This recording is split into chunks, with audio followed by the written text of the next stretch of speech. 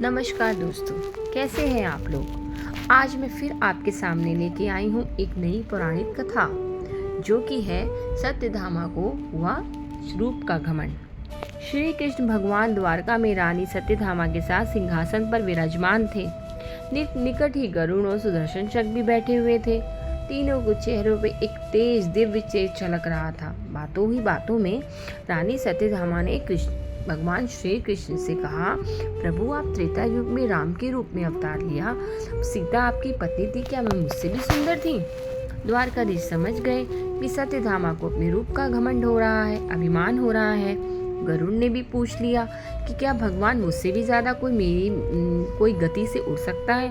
उधर सुदर्शन चक्र से भी नहीं रहा गया। उसने भी पूछ लिया कि भगवान मैंने बड़े बड़े युद्धों में आपकी विजयश्री दिलवाई है, क्या संसार में मुझसे भी शक्तिशाली कोई है। भगवान मन ही मन मुस्कुरा रहे थे। वे जान रहे थे कि इन तीनों भक्तों को अहंकार हो गया है। ऐसा सोचकर उन्होंने गरुड़ से कहा, गरुड़ तुम हनुमान के पास जाओ और कहना कि भगवान राम माता सीता के साथ उनकी प्रतीक्षा कर रहे हैं। गरुड़ भगवान की आज्ञा लेकर हनुमान को लाने चले गए। इधर श्री कृष्ण ने सत्यधामा से कहा, देवी सीता के रूप में तैयार हो जाएं, और स्वयं द्वारकाधीश ने राम का रूप धारण कर लिया। मधुसूदन ने सुदर्शन चक्र को आज्ञा देते हुए कहा कि तुम महल के प्रवेश द्वार पर पहरा दो। ध्यान रहे मेरी आज्ञा के बिना महल में कोई प्रवेश न कर सके। भगवान की आज्ञा पाकर चक्र महल के प्रवेश द्वार पर तैनात हो गए। गरुड़ ने हनुमान के पास पहुंचकर कहा, वानर श्रेष्ठ भगवान राम माता सीता के साथ द्वारका में आपसे मिलने के लिए प्रतीक्षा कर रहे हैं। आप मेरे साथ चले, मैं आपको अपनी पीठ पर बैठाकर शीघ्र ही वहां ले जाऊंगा।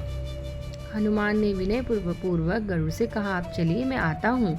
गरुड़ ने सोचा, पता नहीं ये बूढ़ा वानर कब पहुँचेगा। खैर मैं भगवान के पास चलता हूँ। ये सोचकर गरुड़ शीघ्रता से द्वारका की ओर उड़े। पर ये क्या देखा। महल में पहुंचकर गरुड़ देखते हैं कि हनुमान भगवान तो उनसे पहले ही पहुंच गए। गरुड़ को सिर लज्जा से झुक गया।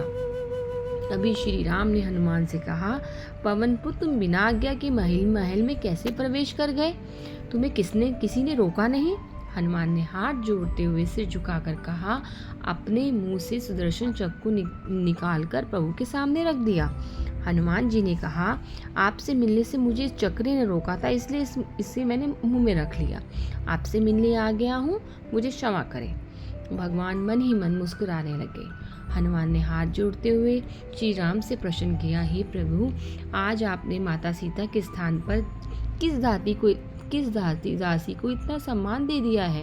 वे आपके साथ सिंहासन पर विराजमान है। अब रानी सत्यधामा का अहंकार भंग होने की ही बारी थी। उस सुंदरता का अहंकार था जो पल भर में चूर हो गया। रानी सत्यधामा, सुदर्शन चक्र व गरुड़ जी तीनों का गर्व चूर हो गया था। वे भगवान की लीला समझ रहे थे। तीनों की आंखों में आंसू थे और भगवान के चरणों में झुक गए। अद्भुत लीला है प्रभु की। अपने भक्तों के अहंकार को अपने भक्त द्वारा ही दूर कर दिया। तो दोस्तों, इस कहानी से हमें क्या शिक्षा मिलती है, क्या सार है इस कहानी का। जीवन में कभी भी अहंकार नहीं करना चाहिए। जरूरी नहीं कि आज जो आपके पास है वह कल भी होगा। आपके अंदर जरा सा ही अगर अहंकार आने लगे तो स्वयं ठाकुर जी हमसे दूर हो जाते हैं। ठाकुर जी को निस्वार्थ भक्तों की जरूरत है, अहंकारी की नहीं। धन्यवाद। अगर आपको मेरी ये कहानी अच्छी लगी हो तो अपने दोस्तों और अपने फ्रेंड को शेयर करें।